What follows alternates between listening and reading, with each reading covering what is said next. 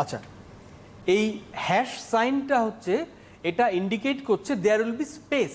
কতটা স্পেস লেখার সময় তুমি when you press the enter button in a keyboard, যতটা স্পেস তৈরি হয় ততটা করে ফাঁকা ফাঁকা রাখবে। কারণ প্রত্যেকটা আলাদা আলাদা করে বৈশিষ্ট্য তুমি পরীক্ষকের সামনে যদি স্পষ্ট করে তুলে দিতে পারো, the examiner will be happy, and when the examiner becomes happy you will also be happy in your marksheet. তাই না? আমরা জানি এটা সকলে। তাহলে এ অবধি ক্লিয়ার? 1 2 3 4 5 6 7 8 এবং কোন কোন জায়গাগুলোতে একটা করে স্পেস হবে। আমি তাহলে এবার এটা মুছে দিচ্ছি। মুছে দিয়ে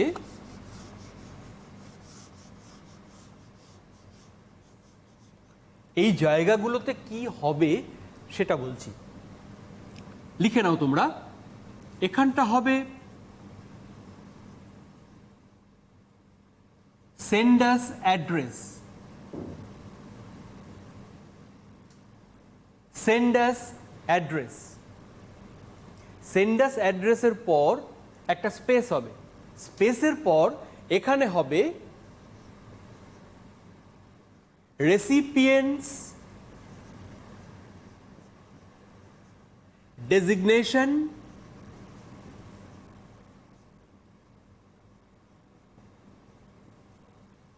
recipient's designation and address. Recipient's designation and address. Sender's address বলতে কি? The person who is writing the letter and who is sending the letter. তার অর্থাৎ তুমি যখন লিখছো then you are the sender and your address will be there. Then recipient, the person, recipient কাকে বলি আমরা? The person who receives something.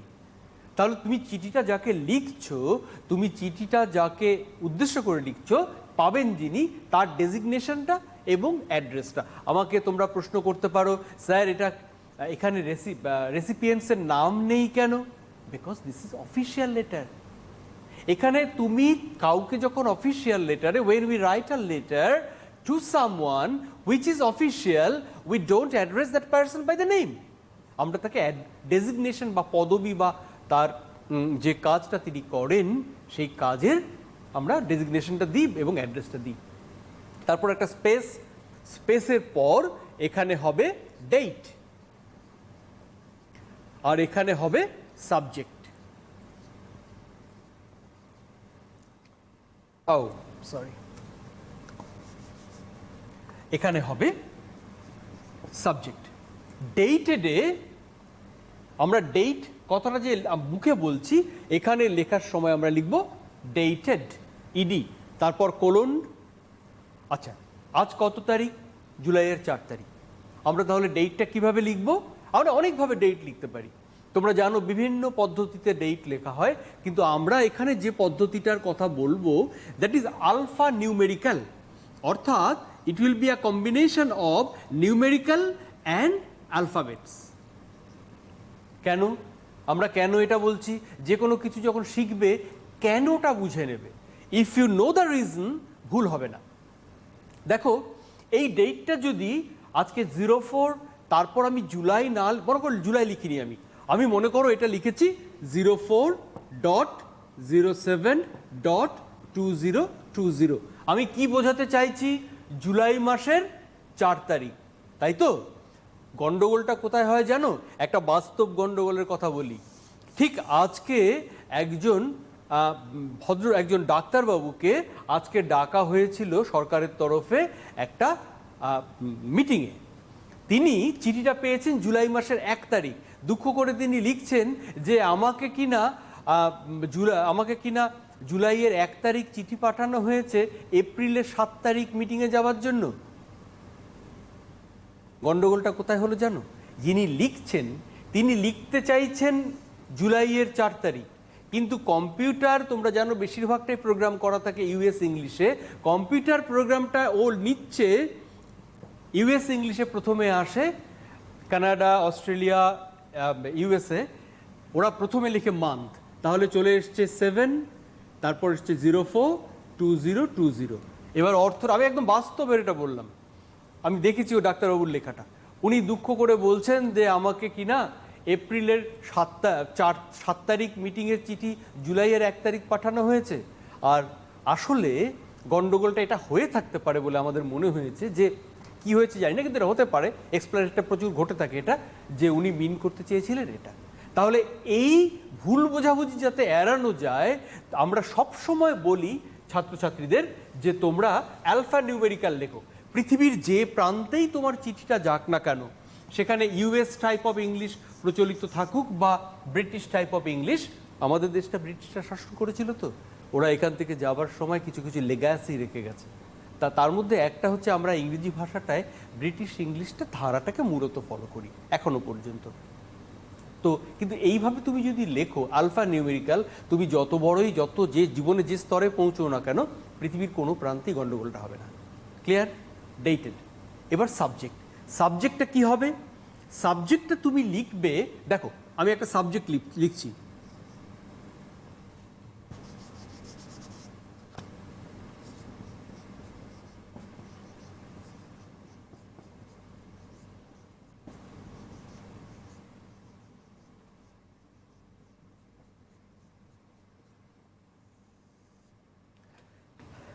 আমরা সাবজেক্টটা লিখছি ক্যাপিটাল লেটারে। প্রথম বৈশিষ্ট্য সাবজেক্টের ক্যাপিটাল লেটারে লেখো। দ্বিতীয় বৈশিষ্ট্য সাবজেক্টটা আন্ডারলাইন করে দাও, এবং সবসময় মনে রাখো ইয়োর সাবজেক্ট যেটা তুমি লিখছো, সেই সাবজেক্টটার মধ্যে গোটা চিঠির মূল কথাটা যেন পরিস্ফুট হয়। কেন? তোমরা যখন চিঠি লিখবে পরবর্তীতে অফিসিয়াল ক্ষেত্রে বা আরও বড় হয়ে কাজকর্ম করতে যাবে, দেখবে অনেক জায়গায় যারা কাজ করেন তারা দিনে অনেক তাদের কাছে চিঠি, ইমেইল ইত্যাদি আসে। কয়েক শত যদি আসে, সব কি খুঁটিয়ে পড়তে পারেন না। তখন তারা কিভাবে বাছাই করেন সেগুলো? তারা বাছাই করার সময় সাবজেক্টটা দেখে দেখে তারা বাছাই করেন। Subject should reflect the entire subject matter of your letter. Clear? এরপর ডেটেড হয়ে গেছে, সাবজেক্ট হয়ে গেছে, এবার আসবে স্যালুটেশন।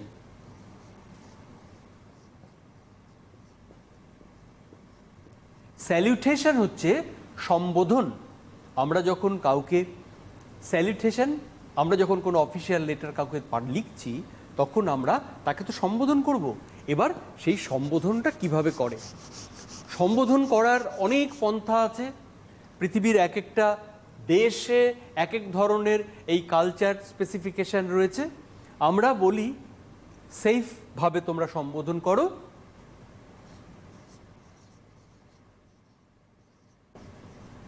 ডিয়ার স্যার বা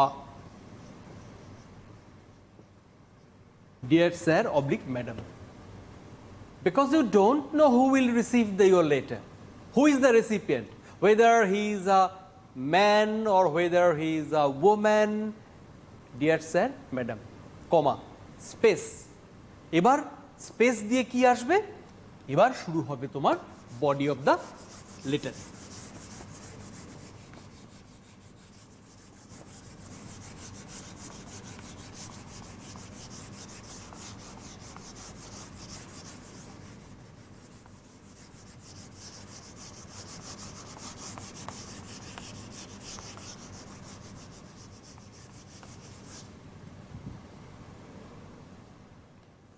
তোমরা দেখেছো যখন আমি সাবজেক্টটা লিখেছি, একটা পার্টিকুলার সাবজেক্ট লিখেছি, কারণ আমি বলছিলাম না যে এই অফিসিয়াল লেটারটা খুব ভালো করে শিখবে।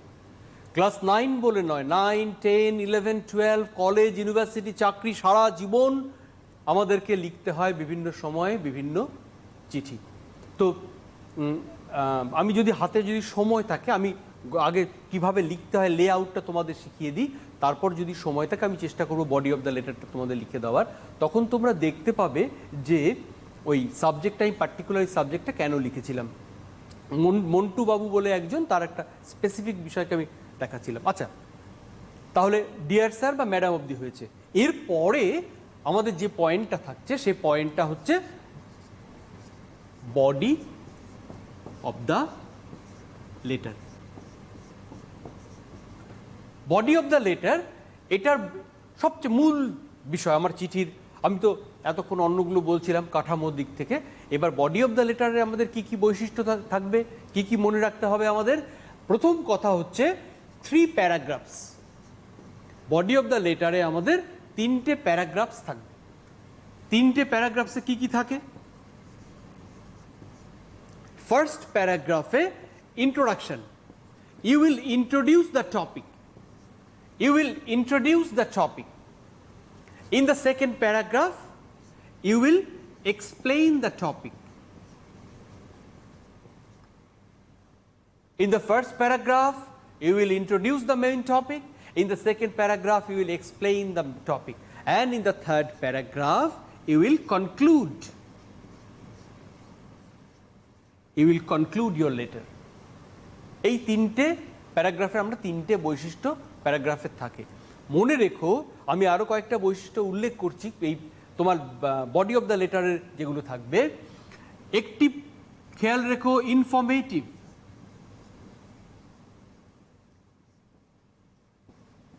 An official letter, as this is an official letter, it has to be informative. Official letter needs to be to the point.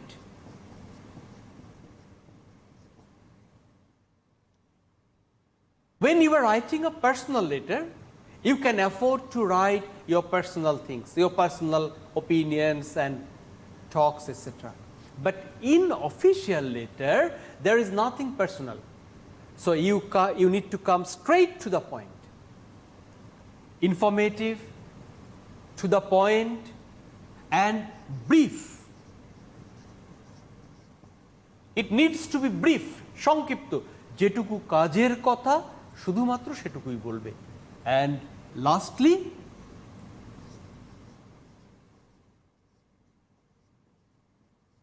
you will maintain courtesy. তুমি ভদ্রতা, সৌজন্য এগুলো আমরা মেনটেন করব।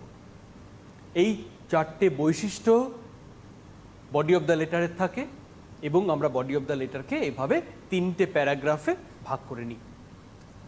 এবার আমরা তো বডি অফ দ্য লেটার সম্পর্কে বললাম।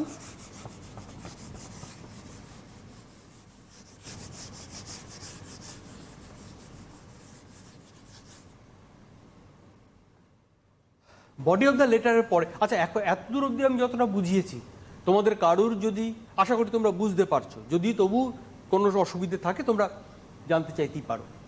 বডি অফ দ্য লেটারের পরে আমরা যেটা লিখি সেটা হচ্ছে, সেই পয়েন্টটা হচ্ছে আমাদের, আমরা বলি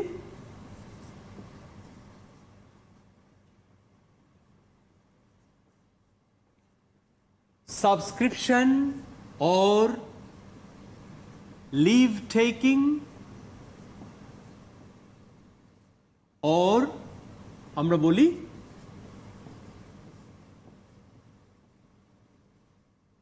courtesy, সৌজন্যমূলক একটা সম্বোধন আমরা এটা করি। বডি অফ দ্য লেটারের পর সাবস্ক্রিপশন, আমরা বডি অফ দ্য মূল কাজের কথাটা বললাম, বলার পর আমরা তার নিচে আসবে আমাদের সিগনেচার অ্যান্ড নেম, তার আগে একটা সম্বোধন আমরা করি, লিভ টেকিং বা কার্টেসি বা সাবস্ক্রিপশন বলা হয়। যেরকম আমি একটা উদাহরণ দিয়ে বলছি, তুমি বডি অফ দ্য লেটার শেষ হয়েছে, এবার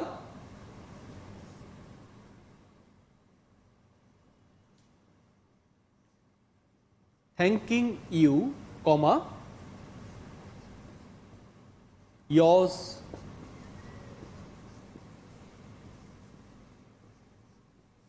faithfully, এটা হচ্ছে ভদ্রতা বা সৌজন্যের।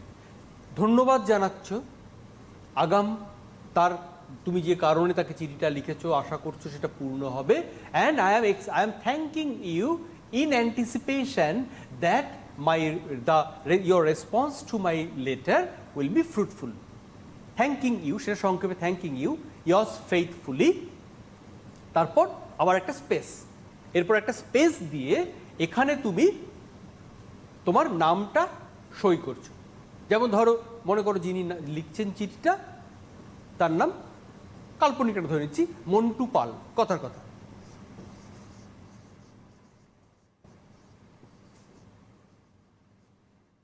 এবার এই যে নামটা লিখে সই করেছেন, আমরা সবাই সই করি তো, সইটা কিন্তু অনেক সময় আমরা দেখতে পাই সরকারি চিঠি বা বিভিন্ন ক্ষেত্রে অনেকে সই করেন, একটা কেমন যেন সই হয়, স্পষ্ট বোঝা যায় না। সেজন্য in any kind of official writing, after your signature there will be a third bracket and you will write your name in capital letter.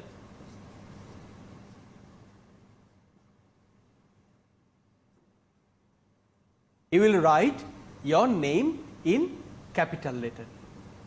কেন এটা বলছি? অফিসিয়াল লেটারে অনেক সময় সিগনেচারটা বোঝা যায় না, তোমাকে যাতে স্পষ্ট বোঝা যায় হোয়াটস ইয়োর নেম, এখানে থাকবে তোমার, তারপরে থাকছে তোমার ক্যাপিটাল লেটারে তোমার নামটা। এটা গেল পয়েন্ট নাম্বার 8। তোমাদের মনে আছে আমি 1 2 3 4 করে 8 অবধি এসে পৌঁছেছিলাম।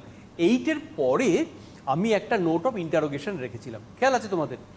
নোট অফ ইন্টারোগেশনটা আমি এ কারণে রেখেছিলাম, অনেকে তারা এখনো পর্যন্ত প্রেফার করেন যে এখানটাতে সেন্ডাস নেম অ্যান্ড সেন্ডাস অ্যাড্রেস, নেম তো আমরা এখানে থাকছে, সেন্ডাস অ্যাড্রেস ওখানে না লিখে অনেকে প্রেফার করেন এখানটা লিখতে।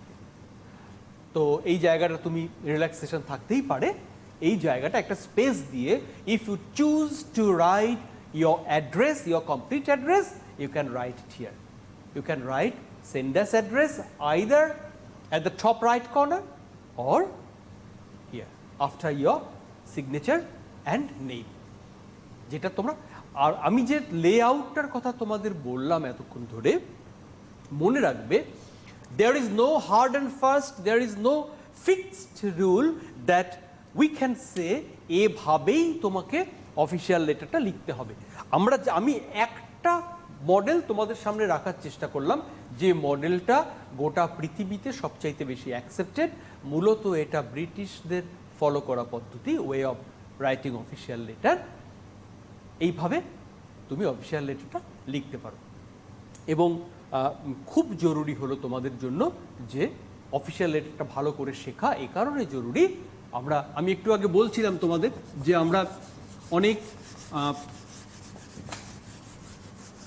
বড়দেরকে দেখতে পাই, তারা দৈনন্দিন জীবনে বিভিন্ন জায়গায় কাজ কর্ম চাকরি বাকরি করতে গিয়ে তাদের অফিসিয়াল লেটার তো লিখতেই হয়, এবং কাউকে কাউকে হয়তো কোথাও কোথাও সমস্যাও একটু আধটু পড়তে হয়।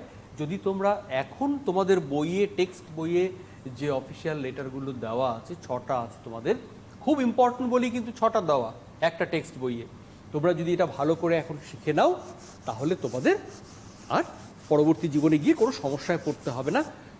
শিক্ষার একটা লক্ষ্য তো নম্বর পাওয়া যেমন আছে, আরেকটা লক্ষ্য হলো ভালো করে শেখা, যাতে আমাদের দৈনন্দিন জীবনে পথ চলতে গিয়ে আমরা মাথা উঁচু করে কাজ করতে পারি, আমরা মসৃণভাবে কাজটা করতে পারি। তুমি যদি ভালো করে বড় হয়ে তুমি যখন চাকরি বাকরি করবে, কাজকর্ম করবে, তখন সেখানে তুমি যদি ভালো করে একটা চিঠি লিখতে পারো, অন্যরা তখন তোমার প্রশংসা করবে, তোমার কাজের সুবিধে হবে। এই অবধি তোমাদের কাছে ক্লিয়ার? আচ্ছা, আমরা আর কতক্ষণ সময় আছে, আমরা সেই বুঝে বডি অফ দ্য লেটারটার দিকে আমরা যেতে পারি। আর 7 মিনিট মতো আছে। আর 7 মিনিট মতো আছে। ভেরি ওয়েল, আমরা শুরুটা করি। আই এম শিওর 7 মিনিটে বডি অফ দ্য লেটারটা কমপ্লিট হবে না, আমি যতটা পারছি তোমাদের দেখিয়ে দেওয়ার চেষ্টা করছি। ধরো তুমি লিখছো, ধরো তুমি চিঠি লিখছো, আমরা স্টার্ট করব কিভাবে? ওপরে ডিয়ার স্যার বা ম্যাডাম লিখেছি আমরা, তারপর এই জায়গাটা শুরু করছি উইথ ডিউ রেসপেক্ট। আমরা শুরুর সময় বলছি যে আমরা আপনাকে সম্মান জানিয়ে বলছি আই, কমা, তুমি বলছো তো কথাটা, কমা দিলে আই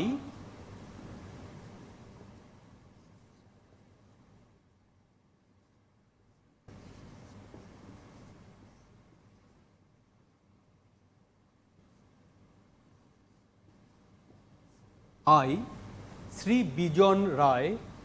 খেয়াল করে দেখো, আমি যতটুকু সম্ভব তোমাদের দেখিয়ে দিচ্ছি। আই শ্রী বিজন রায়। একটু একটু করে প্রথমে নিজের পরিচয়টা দাও।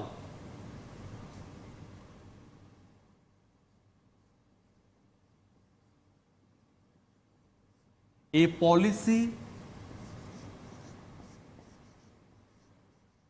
হোল্ডার of your কোম্পানি বেশি লিখবে, লেখার প্রয়োজন নেই, কিন্তু যতটুকু লিখবে প্রয়োজনীয় তথ্যগুলো দিয়ে দেওয়ার চেষ্টা করবে। স্যার 5 মিনিট মতো আছে। হ্যাঁ, holder of your company, comma,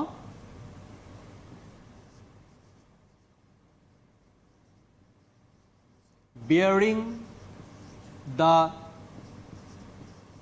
ID number 52732।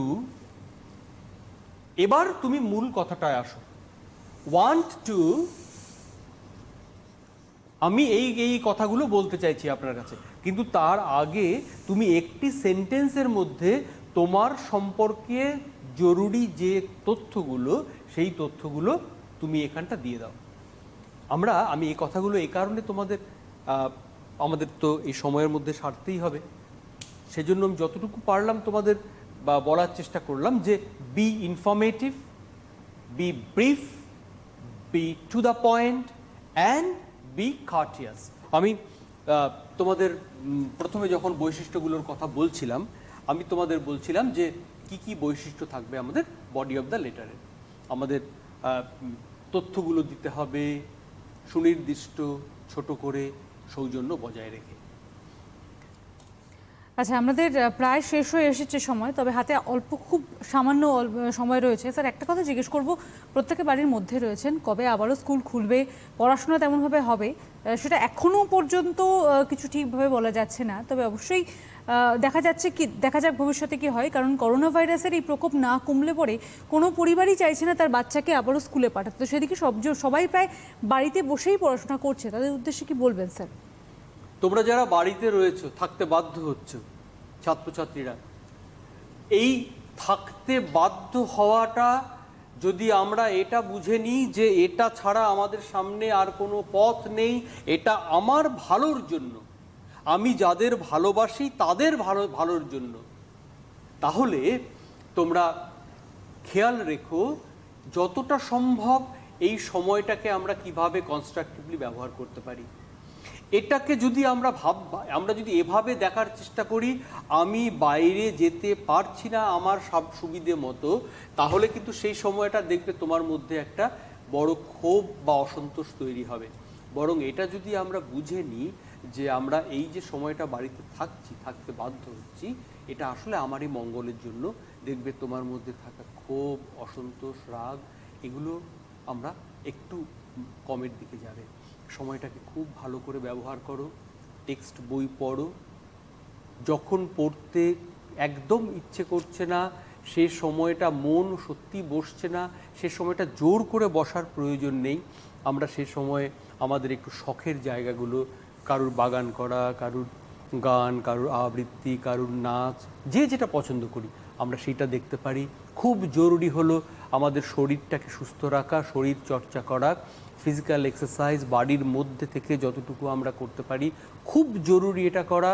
Physical exercise করার সময় আমাদের মাংসপেশিগুলোকে দিয়ে কাজ করালে আমাদের ব্রেইনের মধ্যে বেশ কিছু নিউরোট্রান্সমিটার সিক্রেশন হয়, যেটা আমাদের মনটাকে ভালো রাখতে সাহায্য করে, যেটা আমাদের মনের মধ্যে থাকা অসুবিধেগুলোকে কমাতে সাহায্য করে। এটা খুব জরুরি করো। বি কানেক্টেড, অন্যদের সঙ্গে কানেক্টেড থাকার চেষ্টা করো, অন্যদের সঙ্গে কানেক্টেড থাকার চেষ্টা করো। টেলিফোনে হতে পারে, মেসেজে হতে পারে, মানুষের সঙ্গে কানেক্টেড থাকাটা তো জরুরি। ভালো থাকো, নিজেদের শখের জায়গাগুলোকে দেখার দিকটা দেখো। একদমই, অবশ্যই নিজের শখের জায়গাগুলোকে অবশ্যই দেখবে, ভালো করে পড়াশোনা করবে। এবং একটা কথা তোমাদের প্রত্যেকে বলবো বারবার করে, যেমনটা স্যার ম্যাডামরা যারা আসেন তারা প্রত্যেকেই বলেন যে তোমাদের যে টেক্সট বইটা রয়েছে সেটাকে খুঁটিয়ে পড়ো, অপশান কোনো না রেখে ভালো করে পড়ো। আশা করি তাহলে যে কোনো প্রশ্ন যেখান থেকে আসুক না কেন তোমাদের পক্ষে পড়াটা অনেক সুবিধা হয় এবং উত্তর লেখাটা অনেক সুবিধা হবে। স্যার, আপনাকে অনেক ধন্যবাদ। আজকে আমাদের অনুষ্ঠান এখানেই শেষ। তোমাদের অনেক ধন্যবাদ আমাদের সঙ্গে থাকবার জন্য। ভালো করে পড়ো, মন দিয়ে পড়ো। তোমাদের সঙ্গে আবারও দেখা হবে কাল। ততক্ষণ সুস্থ থেকো, ভালো থেকো এবং অবশ্যই মন দিয়ে পড়াশোনা করো।